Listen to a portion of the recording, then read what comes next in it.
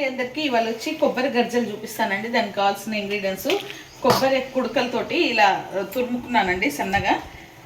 ఇది 3 కిలో కుడకలు ఉన్నాయి. కిలో మైదా పిండి తీసుకున్నాను. నెయ్యి వచ్చేసి 2 స్పూన్ల నెయ్యి కాగబెట్టుకున్నాను.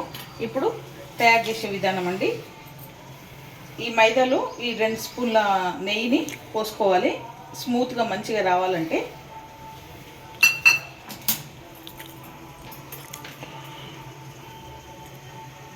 చిటికెడు సాల్ట్ కూడా వేసుకోవాలి.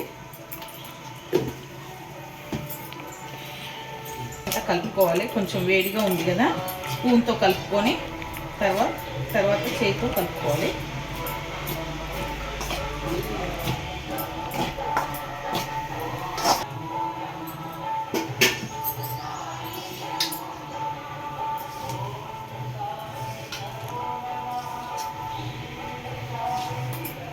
ఇలా పట్టుకుంటే ముద్దలాగా కావాలన్నమాట. ఇప్పుడు వాటర్ పోసుకొని కొన్ని వాటర్ పోసుకొని గట్టిగా చపాతీ పిండిలాగా కలుపుకోవాలి.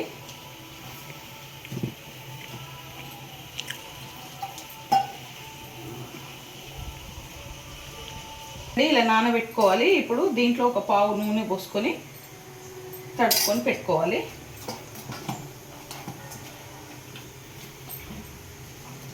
మూసేసుకొని ఒక 15 మినిట్స్ దాకా నానాలి. పిండి పక్కా పెట్టేస్తున్నాను. ఇప్పుడు పూర్ణం తయారు చేసుకోవాలి. ఒక స్పూన్ నెయ్యి వేసుకోవాలి.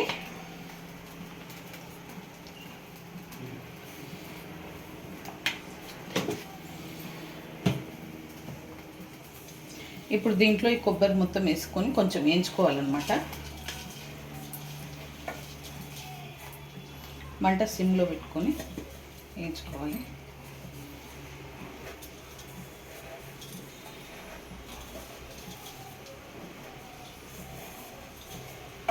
ఇది ఎండు కొబ్బరేనండి, పచ్చి కొబ్బరి ఏం కాదు. ఎండు కొబ్బరితో చేస్తున్నాను.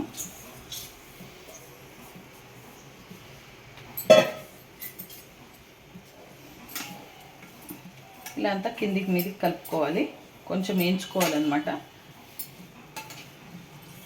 ఓకేనండి, ఇది ఏగిపోయింది. ఇక దించేసుకోవాలి. దించేసుకొని కొంచెం చల్లారినాక షుగరు, ఇలాచి పొడి వేసుకోవాలన్నమాట. ఇది ఇది సగం తీసుకున్నాను నేను. కొబ్బరి పొడి సగం ఆల్రెడీ చేశాను, సగం తీసుకున్నాను. ఇప్పుడు సగానికి అంటే 1/2 కేజీ ఉంది. ఇది 1/2 కేజీకి పావు కిలో షుగర్ వేసుకుంటున్నాను. ఇలాచి పొడి సగం స్పూన్ వేసుకుంటున్నాను. వేసుకొని బాగా కలుపుకోవాలి.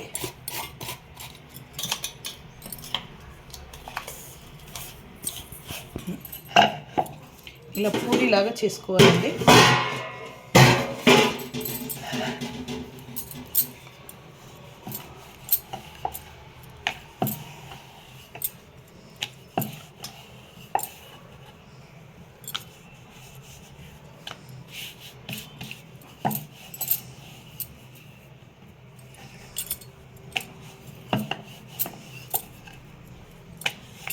ఇలా పూరీలాగా తాల్చుకోవాలి.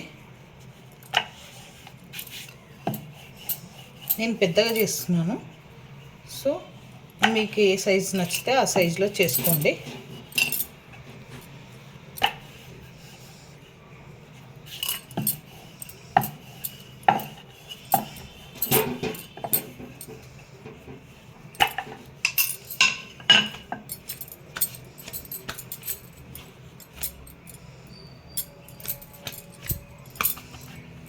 ఇప్పుడు దీంట్లో పూర్ణం వేసుకోవాలి. 2 చెంచాల పూర్ణం వేసుకుంటున్నాను.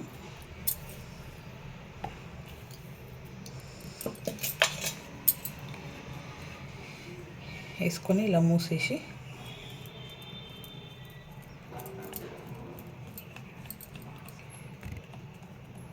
వాటర్ తోటి అద్దుతారు, అది అవసరం లేదు.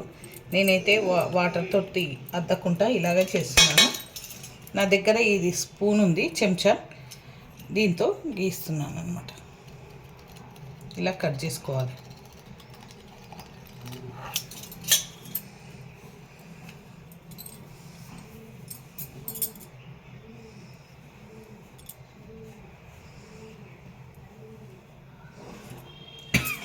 నేను ఆల్రెడీ సగం చేసి పెట్టాను గర్జలు ఇందాక, మళ్ళీ చూపిస్తున్నాను. ఓకేనండి, కడాయి పెట్టుకొని నూనె పోసుకున్నాను. నూనె వేడెక్కింది. ఇప్పుడు ఈ గర్జలు వేసేసుకోవాలి. అన్నీ చేసుకున్నాను. ఈ గర్జలు ఒక్కొక్కటిగా వేసుకోవాలన్నమాట.